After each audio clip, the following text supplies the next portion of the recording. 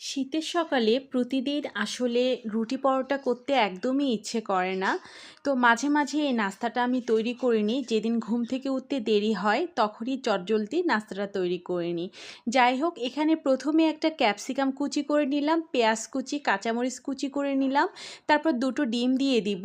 আর এখানে বেশি ডিমও দিতে পারেন। তারপরে যে কুচি করা জিনিসগুলো আছে ক্যাপসিকাম, পেঁয়াজ, কাঁচামরিচ সব একসাথে মিক্সড করে দিতে হবে। সামান্য পরিমাণ লবণ দিব। তারপর হচ্ছে একটু গুঁড়া মরিচ দিব, স্বাদে ম্যাজিকের একটা স্যাশে দিব। এতে করে টেস্টটা অনেক ভালো আসে। খুব ভালোভাবে একটু মেখে নিতে হবে।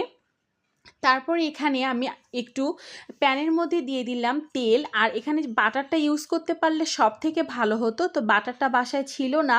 ব্রেডটা কেটে নিয়েছি, দেখতেই পাচ্ছেন কিভাবে কেটে নিয়েছি। তারপরে ব্রেডের মাঝখানে যে আমি ডিমের ব্যাটারটা তৈরি করে রেখেছিলাম, তো এটা দিয়ে দিলাম। আর উপর থেকে কাটা ব্রেডটা দিয়ে একটু চেপে চেপে